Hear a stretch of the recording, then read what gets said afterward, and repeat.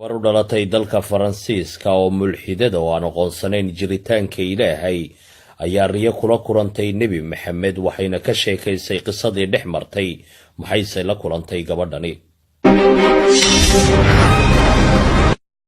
waa qiso ku dhacday gabar Faransiis oo gabdho kale ee saxaabiyihiin ay wada jir fasax dalxiis ugu yimaadeen magaalada Rabat ee Morocco.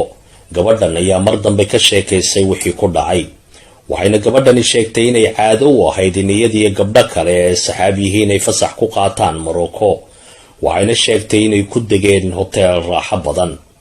habeennimadii markii aan seexday ayaa waxaan ku riyooday bay tiri riyo cajiiba, waxaanan la kulmay bay tiri qof shakli qurux badan oo dhar caddaana xiran oo xaggayga u soo dhaqaaqay bay tiri.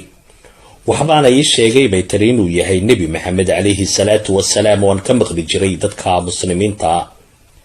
markii hortayda yimid ayaa waxa uu ii dhiibay bay tiri kitaabka, waxaanan ka qaatay gacmihiisii kitaabkii, waxaanan isla markiiba ka toosay riyadii bay tiri aniga oo qayayaabsan oo astacjabsan. waxayna ii ahayd aniga arrin weyn, waxaana gebi ahaanba dubaaxinayay dhammaan jirkayga iyo dareemayaashayda oo dhan. waxaase ka sii yaabanaabay tiri anigu waxaan ahaa qof ka foga diimaha iyo cibaadooyinka oo dhan, oo waxaan ahaa qof mulxida oo jiritaanka Ilaahay aan marnaba aaminsanayn. waxaana riyadii la wadaagay bay tiri gabdhihii aan saxaabta ahayn, laakiinse waxay igu jawaabeen micno male riyo lagu riyoodaa. laakiinse anigu kumaanan qancin oo riyadani waxay ku noqotay utun qalbigayga ku tolan. waxaanan u tegay bay tiri culimada islaamka ee magaalada Rabat oo aan u sheegay riyadan.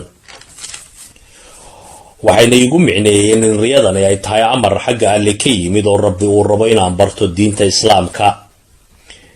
kadib markii ay noo dhammaatay dalxiiskii aan ku joognay Morocco aniga iyo asxaabtaydii, waxaan u sheegay inaan anigu rabin inaan ku noqdo Faransiiska. wayna karaahsadeen hadalkayga oo way ka caroodeen asxaabtay, waxayna ii sheegeen in arrinkani ay tahay waali. waxaanan u sheegay inaan rabo inaan ka salgaaro riyadan. waxaanan bilaabay inaan barto qur-aanka iyo weliba noloshii Nebi Maxamed calayhi salaatu wasalaam iyo siiraha, inkastoo ay adkayd luuqadda carabigu. waxaan ku qancay diinta islaamka, waxaanan bilaabay inaan u noolaado sida dadka islaamka.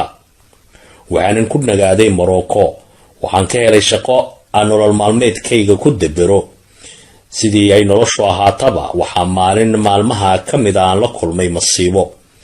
aniga oo qubaysanaya ayaa waxaan ka dareemay laabta waxaan markii hore garan waayey, oo marka aan taabto wuxuu igu muuqday guntin. aad ayaan u cabsaday, waxaanan si dhaqso ah ugu tegay dhakhtar ka mid ah kuwa magaalada, wuxuuna nasiib daro igu wargeliyey in xanuunkan kansarka nooca daran ah oo igu dhacay oo meelo badanna gaaray, oo aan hadda kadib aysan faa'iido keenayn haddii la jeexo.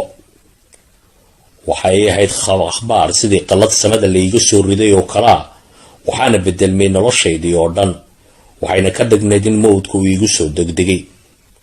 muddo kadib waxaa soo laabtay gabdhihii aan asxaabta ahayn ee dalxiiska aan u wada imaan jirnay dalka Morocco. waxayna igu yimaadeen booqasho, waxayna dareemeen murugadayda. waan ku ooyay wax badan, waxayna uga codsadeen inaan laabtayda xirxirto oo aan Faransiiska u raaco si aan isugu soo daaweeyo. waxaan ogaa in xanuunka hayaa uu dhaafay waqti lala tacaali karo oo wax laga qaban karo. waanan ka diiday, waxaanan u sheegay go-aankayga. waxay ii sheegeen inaysan macquul ahayn inay igu fiirsadaan iyadoo aan naftayda sidan u gelayo. waanse ka diiday warkoodii. markii ay tegeen, habeenkii oo dhan ayaan keligay oynayay. waanan weysaystay, waanan tukaday. waxaanan ku ooyay wax badan salaada, anoo wax badan ducaysanaya si aan Ilaahay agtiisa joogo oo kale. waxaanan idhi Ilaahayow, saaxiibadahay iyo ehelkay waxaan u cidleeyay inaan dhulkan joogo. waxaanan doortay islaamka. waxaad igu korisay mugdigii iyo xumaantii. adig keliya ayaan ku haystaa nolosha, ee hay cidlayn Allahayow. markaas wax badan ku ooyay salaada ayaan dabadeed seexday bay tiri. markaas subaxnimadii toosay aan wejiga dhaqday ayaan faraha ku taabtay laabtayda meeshii guntinta oo aan wax ka dareemi jiray. waxbana kamaan dareemin, waxayna ii muuqatay in wax badan oo culaysi uga dhacay. maalmo kadib waxaan ku noqday dhakhtarkii oo markii baadhitaano uu igu sameeyey iga waayey wax cudur ah. wuxuuna dib ugu noqday raajooyinkii hore bal inay khalad dhacay. wuxuuna ku hadaaqay macquul maaha, sidani ma dhici karto, waayo arrinkani waxa uu ku qornaa faylkayga dhakhtarka oo kansarka haya wakhti yar uun inay iga harsan tahay dhimashadayda. wuxuuna i weydiiyey meesha uu maray guntintii iyo waxaan sameeyey. waxaan ugu jawaabay, haddaad muslimiin tihiin waxaad haysataan shay qaali ah oo daawo u ah wax walba, laakiinse ma qadarino, waana islaamka iyo salaada. maxaadse uga tagteen diintiinnii oo idin cajabisay dhalanteedka reer galbeedka iyo fisqigooda? waxaanan allah uga mahad celinayaa ilaaha igu hagay diintan oo awooddiisana igu caafimaadiyey bay tiri gabadhii. waxaana sheekadan soo wariyey dhakhtarkii mustafa maxamuud oo gabadhan la kulmay wax badan, waana qiso lagu cibro qaato. laayikoo la wadaaga asxaabtaada hadday sheekadani ku cajabisay. waxaan u sheegaynaa asxaabta ku xiran xawataaka t v inay nala soo wadaagi karaan fiidiyoyada ama sheekooyinkaas tacajabka badan ee la kulmaan.